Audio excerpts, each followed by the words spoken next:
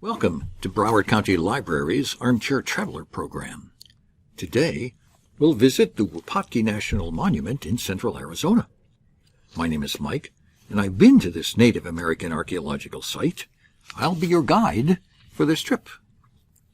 We're going to Arizona, way out there in southwest USA. Fort Lauderdale to Flagstaff? 9 hours to fly, 53 hours by bus, 37 hours by car. I think we should fly. The Wupatki National Monument is located in north-central Arizona, 30 miles north of Flagstaff. Rich in Native American archaeological sites, the monument is administered by the National Park Service.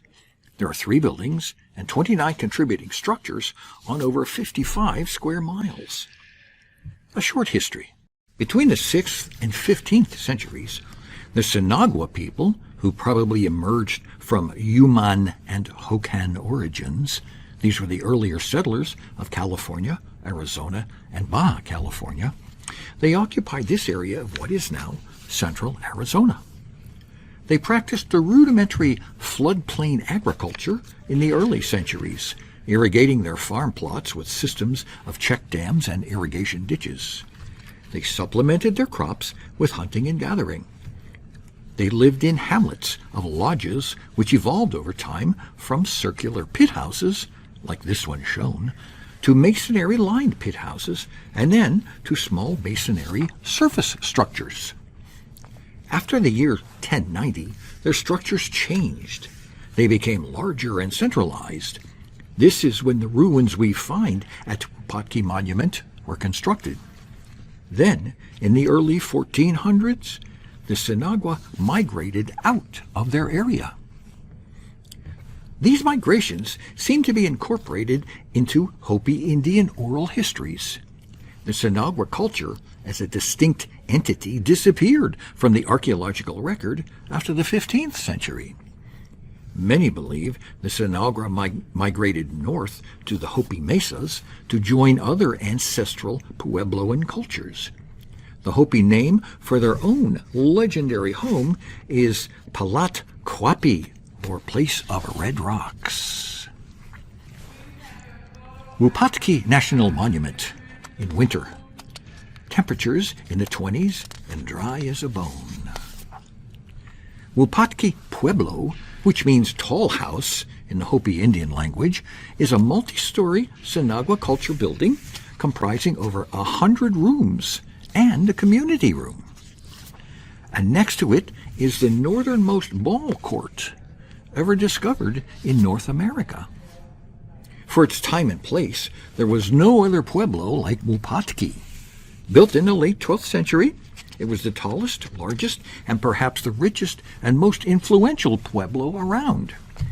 It was home to 85 to 100 people, and several thousand more lived within a day's walk. And it was built in one of the lowest, warmest, and driest places on the Colorado Plateau. The dwelling's walls were constructed from thin, flat blocks of the local sandstone, giving the pueblo its distinct red color. What compelled people to build here? Human history in this valley spans at least 10,000 years.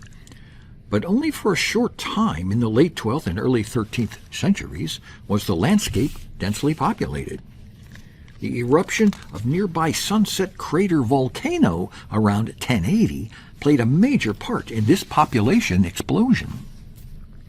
Sunset Crater Volcano is just 18 miles southwest of Wupatki. Its eruption forever changed the landscape and lives of those who lived here. The science of dendrochronology, that's tree ring dating, began studying Wupatki in the late 1920s. Wupatki Pueblo contained a number of timbers in good condition, and 3 rooms were excavated to examine these beams. Many dates now on file at the Laboratory of Tree Ring Research at the University of Arizona resulted from this work. Sunset Crater The state's youngest volcano is nestled in northern Arizona's San Francisco Volcanic Field, which covers about 1,800 square miles. This is an area of volcanoes along the southern margin of the Colorado Plateau. During its approximately 6 million year history, this field has produced more than 600 volcanoes, and almost all of the hills and mountains between Flagstaff and the Grand Canyon are representative of the San Francisco volcano field. The tree ring studies strongly suggested a late 11th century eruption of the Sunset Crater volcano between the growing seasons of 1064 and 1065.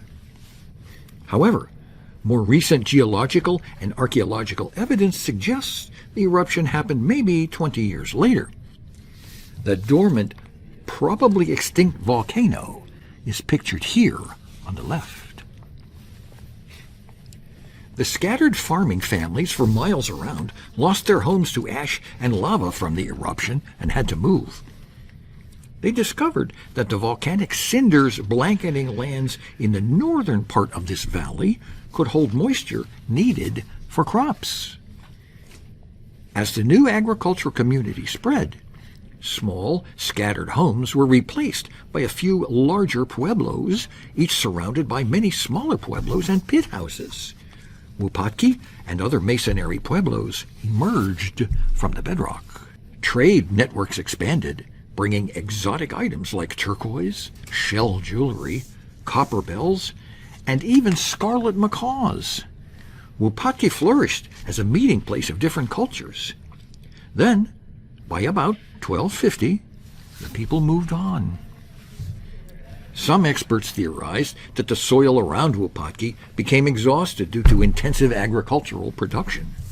A few have suggested that the volcanic cinders and ash, which had made the region so fertile, were blown away by winds, leaving little land available for agricultural cultivation.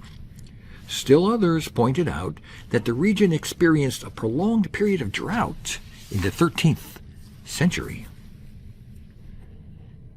Stories of Wupatki are passed on among the Hopi, Zuni, Navajo, and perhaps other tribes. Members of the Hopi bear, sand, lizard, rattlesnake, water, snow, and Katsina clans return periodically to enrich their personal understanding of their clan history. Today, the Wupatki National Monument is open to all visitors and provides many activities. The Visitor Center is open from 9 a.m. to 5 p.m. Mountain Standard Time year-round except for December 25th and January 1st. Here's a short list of some of the more notable activities at the National Monument.